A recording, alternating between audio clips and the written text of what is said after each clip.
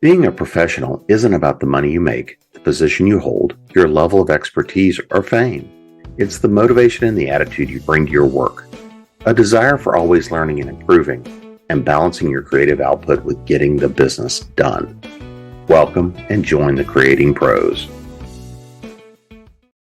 Hi, and welcome back to Creating Pros. I'm your host, Jim Nettles. And so this week we're going to dive into one of those things that a lot of folks are going to probably go and say, why do I need to talk about this? Why do I need to think about this? And this is the idea as a creative, as a creator. One of the things that I always try to reinforce is that idea that not only are you creating, and producing great creative work, whether it's books, art, music, whatever the case may be. If you're sitting out there in film, ultimately, if you're trying to do this and you're wanting to make a living at it or make part of your living at it, you own a business, right? And this is one of those things that this is kind of the core focus of a lot of the things that we do here is talking about the business side. And right now I'm putting together and revising a bunch of the workshops. I'll be starting up workshops again that we'll be doing virtually starting in January. So if you want to know more about those, there's a few seats left for the business planning and business strategy for creatives class. So sign up on the newsletter. You'll be getting info on that, on what's coming up here shortly.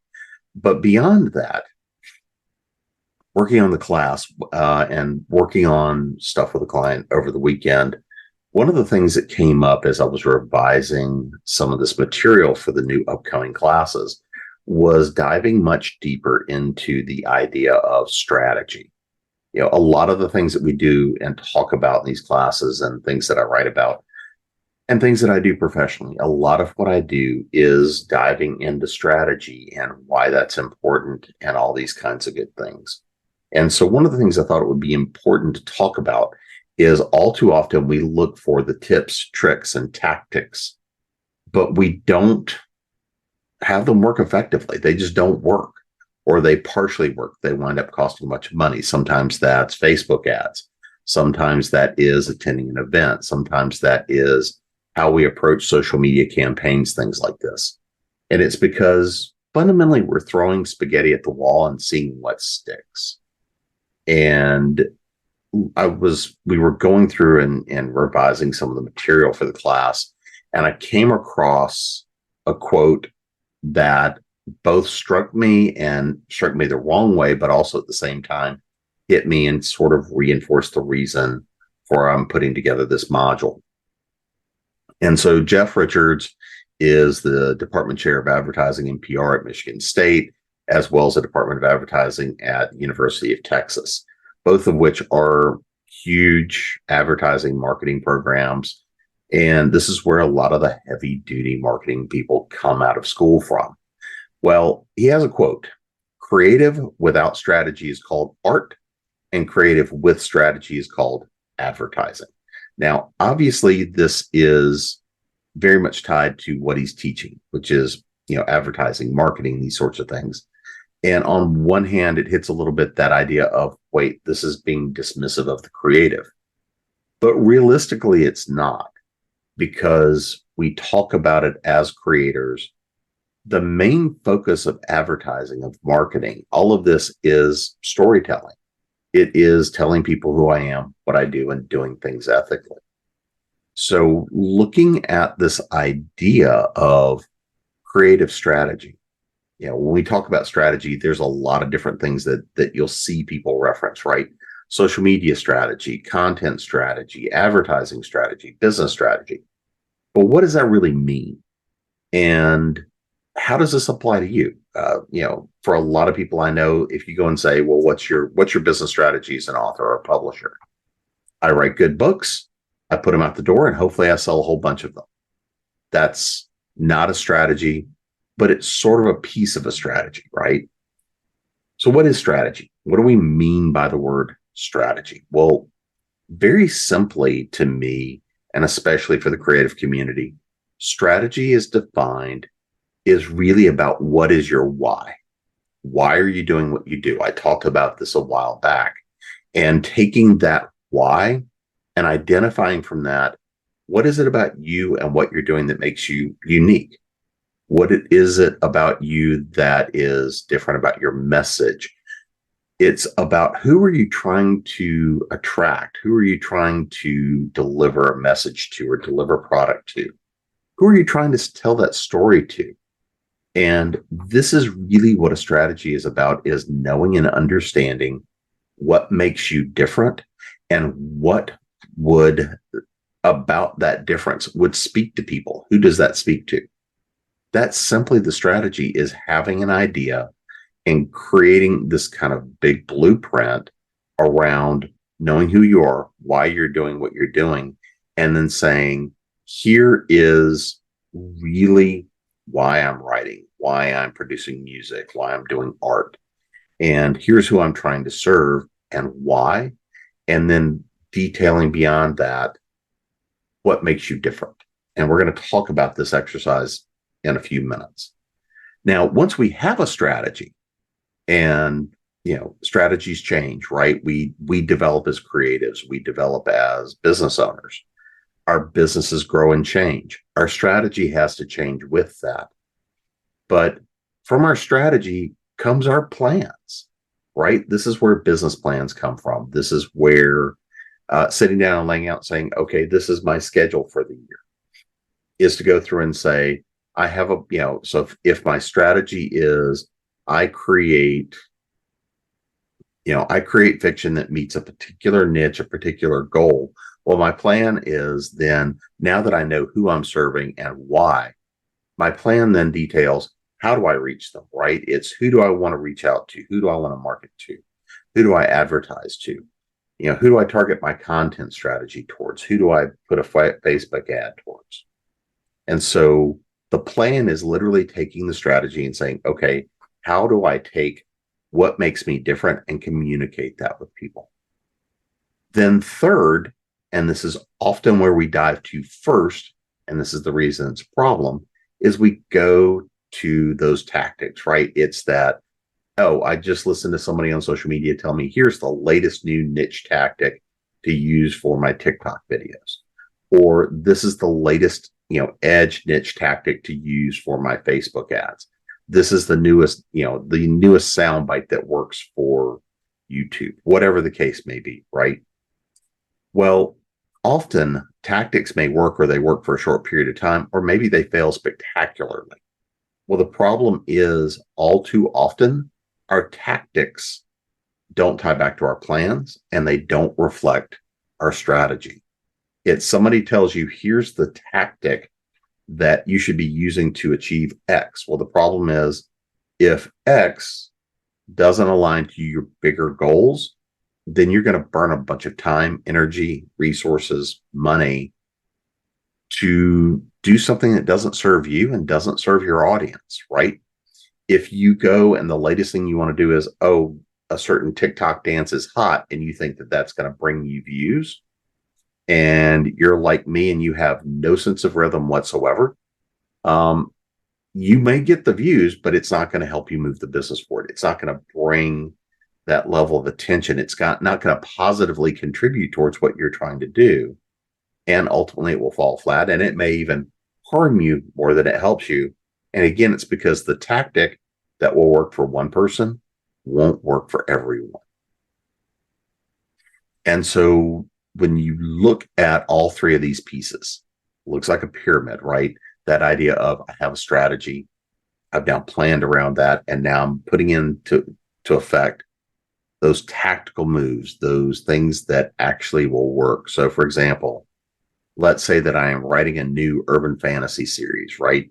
And that urban fantasy series is targeted to people that love the Dresden Files. Well, the plan I'm going to make is, I may appear at certain science fiction fantasy conventions where those readers are. I'm going to run ads in certain types of groups and marketing to those people. I'll show up on certain podcasts and media. And then the tactics I put underneath that are how do I take and determine my physical audience for the Facebook ads? How do I approach the particular show I'm going to go do?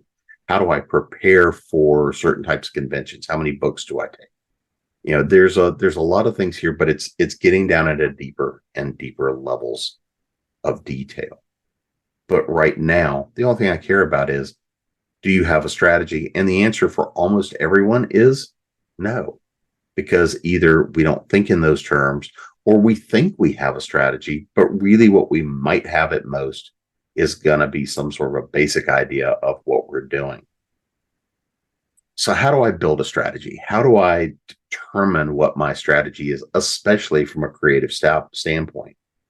So the first question you should always ask is, how does what I do, how does what I create bring value to someone? How does it entertain, educate, make them contemplate and think, right? What is the benefit to my consumer for what I do? How does this bring them any benefit? The second thing you have to look at with your strategy is, with what you're doing, with the customers you're reaching, how does this bring benefit to you? How does this bring benefit to, say, your collaborators, your editors, your artists, other people you're working with? Because none of us operate in a bubble. And third, when you're looking at your strategy, is how, with what I'm doing, do I look at the people that then help support me, suppliers, distributors, Amazon, all of these kinds of things, because you've got to look at and understand what you're doing and your why, and then understand your why. What value does that bring to the people that will benefit from what you do? That's really the keys to strategy. Why does this become important? Well, it becomes important for a lot of reasons. Number one, it helps to determine how you're going to distribute the work. How do you market? Who you're going to market it to? It can have a lot of effect sometimes on how you price it. How much can you charge for it? How much can you return from that? And how much do you have to sell to make a living? It determines where and who's going to be interested in maybe having you participate, collaborate, show up at events, show up on podcasts. Who's going to really care? And that's going to be the core of the strategy is, if I'm bringing value, who am I bringing value to, and why do they care? Now, if you can get down to that, there's really a handful of components that become important, that when you're sitting down and thinking through this idea of strategy. Well, the first thing is, in building that strategy, really understanding, what are your goals? What do you want to have come out of something?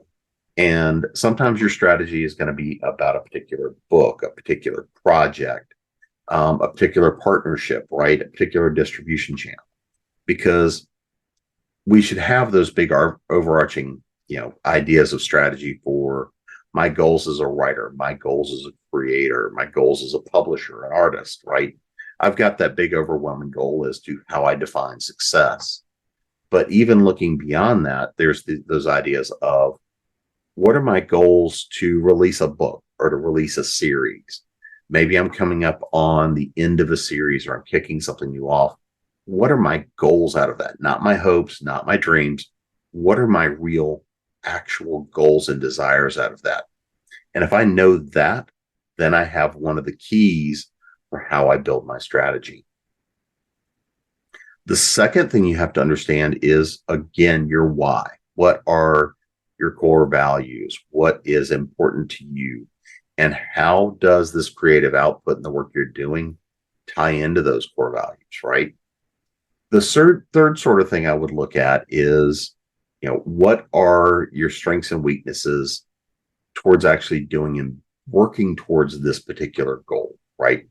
Because if I know what my goal is, I know what my objective is, now I have to be very aware of who I am, what my resources are, because I have to look at and know and understand what resources I have that I can use.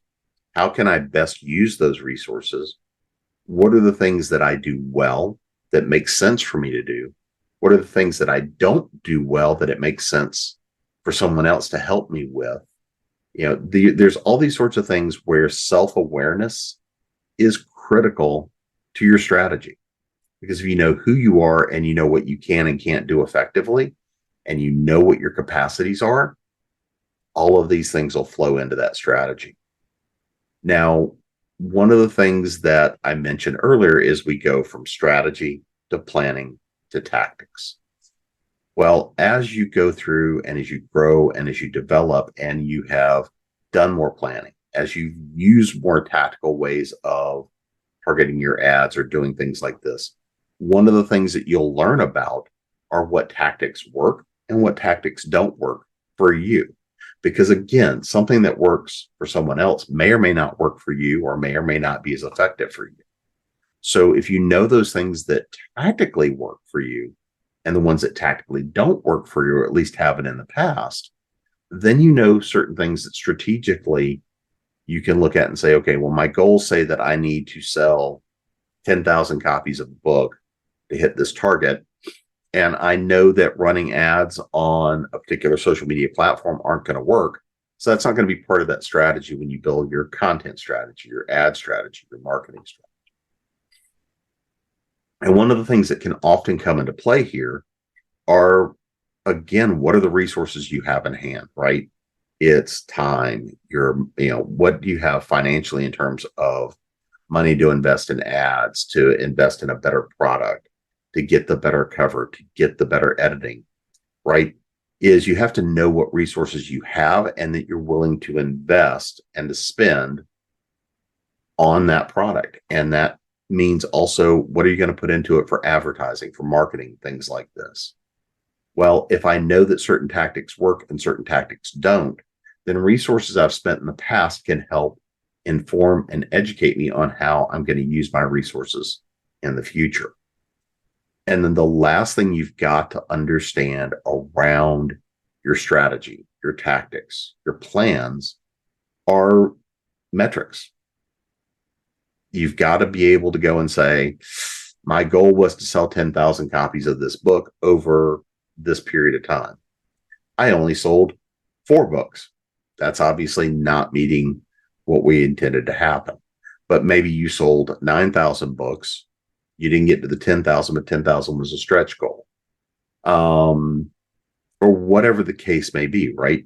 It's got to be a matter of, you not only have those goals, you know what you want to do, what you want to achieve, but I then have to be ready to spend the time to look at the numbers, because the numbers tell the story of every business.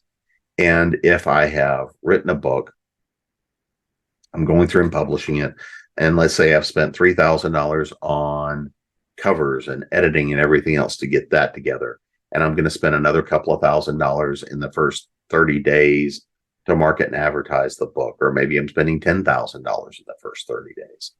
Well, if I've spent all of that and I know that my net margin on every book I sell is $1, and I've spent $15,000, well, then I know to eat before I even start actually making money, I've got to have sold 15,000 books. And I can see how and where and everything that happens. So if you are even in a position where you've spent $1,500 to get your book ready and out the door, and you're going to spend $500 to get the book marketed, and you're going to put it out in front of people, you spent $2,000. At $1 a book, you still have to sell 2,000 books before you even start making money off of that title. Being able to look at the numbers and know effectively what is creating a return for you is important.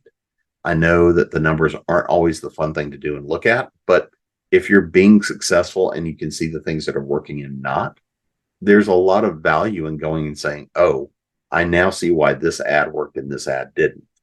I can now have an idea that this ad at least is reaching the person that is interested in buying my book. This ad may be working. I may be getting a lot of clicks, but nobody's buying off of that particular ad, which means I'm reaching the wrong person. So if you can put all of these things together and you put them together as part of your strategy, that will flow down into your plan, which will ultimately then tell you what tactics to try, what tactics to use to try to then continue to grow and build your business. Because if you build the business, this means you get to do more work, you get to do it faster, and hopefully, ultimately, you're doing this as your primary source of income. So this is one of those things that we're going to be diving into and spending a lot of time and focused on in the upcoming classes. How do you go through all of this? How do I build a strategy? How do I build my plan, my business plan, all of that, what goes into it, all the different kinds of plans I need? How do I look at some of the tactics that effectively work for every business? But we'll also dive a lot more into the why do I do these things? What's in it for me? And so if you're interested in all these classes, please either hit me up and reach out to me or grab onto the mailing list, and information will be coming out soon. And other than that, we're planning and working on a lot of good upcoming shows, both for the rest of the year, as well as some fun stuff that will be coming up next year, first quarter. And if you did not catch it, I had a really fun conversation with my partner this week on her show, Source Code, where we talked about the power of fiction, the importance of fiction, and how that impacts everyone. So go check that out as well. And until next week, this has been Creating Pros. And I want to end with one little quote just for everybody to think of. And this comes from Jack Welch, who used to be the CEO of General Electric. And it's, you've got to eat while you dream. You've got to deliver on short-range commitments while you develop a long-range strategy and a vision to implement it. The success of doing both, walking and chewing gum, if you will, getting it done in the short range and delivering with a long-range plan and executing on that. That's what we're here for. Until next week, this has been Creating Pros.